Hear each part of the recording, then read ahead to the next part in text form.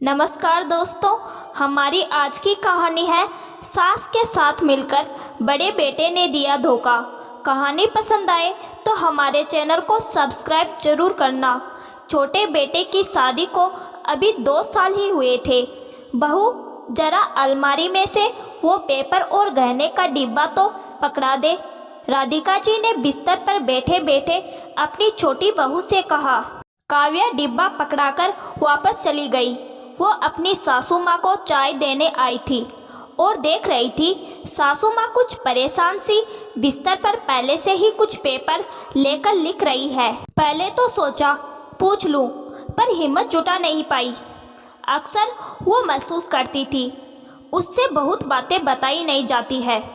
बुरा भी लगता, पर 2 साल पहले ही ब्याह कर आई है तो सोचती समय आने पर सब पता चल ही जाएगा। इधर काव्या देख रही थी उसके जेठ जेठानी जो दोनों काम करते हैं सासू माँ से अक्सर कुसुर पुसर करते रहते हैं। क्या बात करते, कभी ना काव्या पूछती ना उसके पति हेमंत। शाम को जब उसके जेठ जेठानी ऑफिस से आए सीधे माँ के कमरे में गए। बहुत देर तक कुछ बातें होती रही। तभी काव्या ने सासू माँ के रोने की आवाज़ सुनी। दौड़कर कमरे की ओर आई।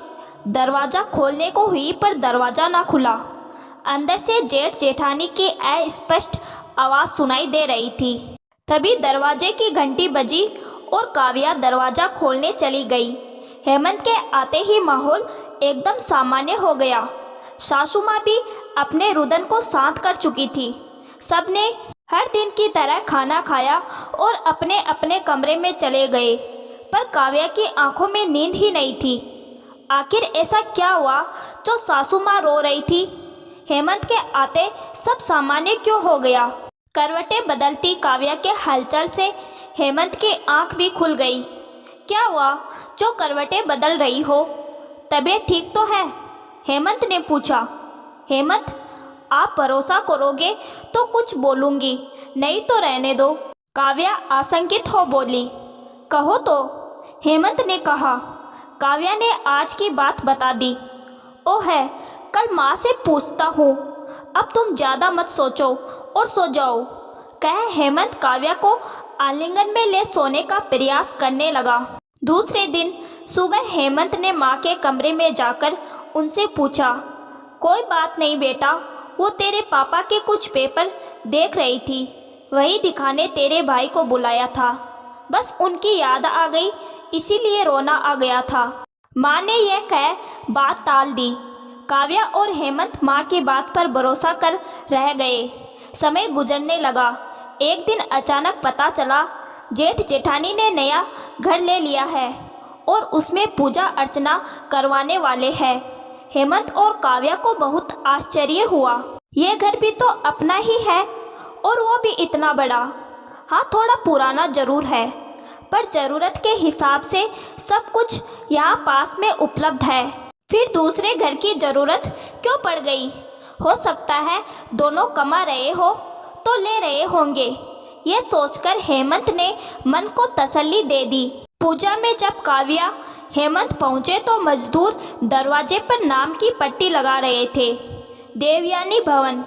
ये नाम पढ़कर दोनों आश्चर्य में डूब गए। ये भाभी के नाम से घर बना है, काव्या ने कहा।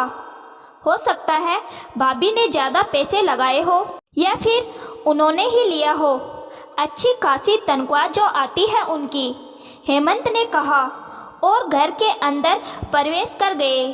सामने ही माँ नए वस्त्र धारण किए चहक रही थी।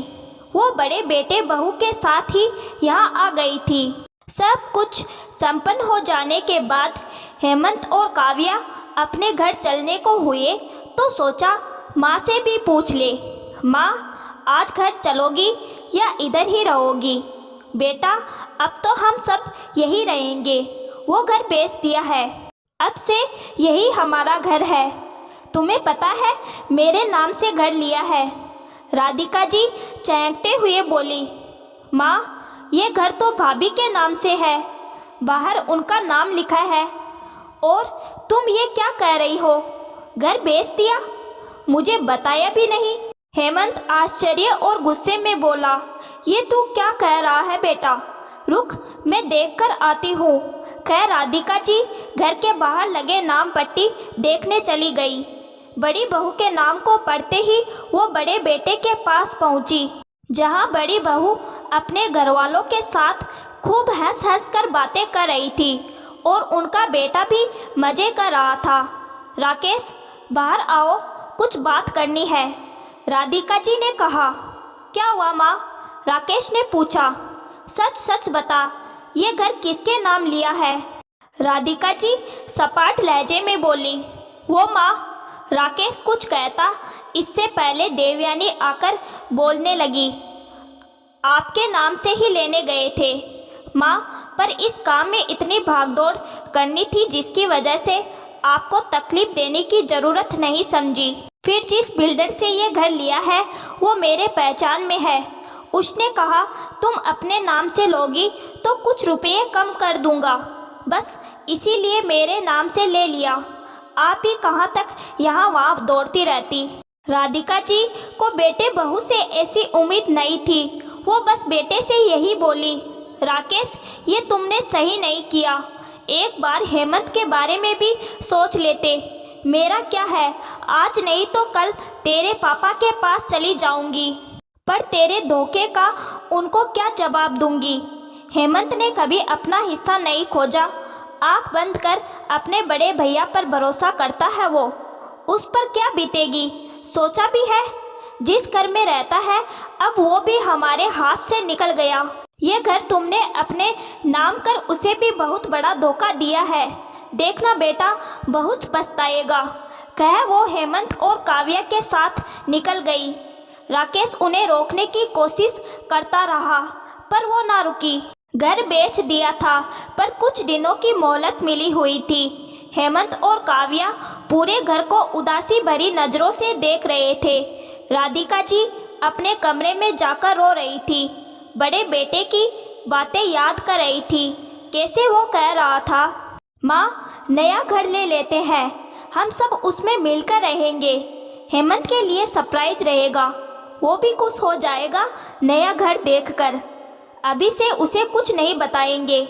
और राधिका जी इसके लिए तैयार हो गई थी क्योंकि घर पुराना हो चुका था और मरम्मत करवाने पर भी बहुत खर्चा होता। ऐसे में नया घर नए उपकरणों के साथ होगा, ये सब बताकर उन्हें विश्वास में ले लिया था।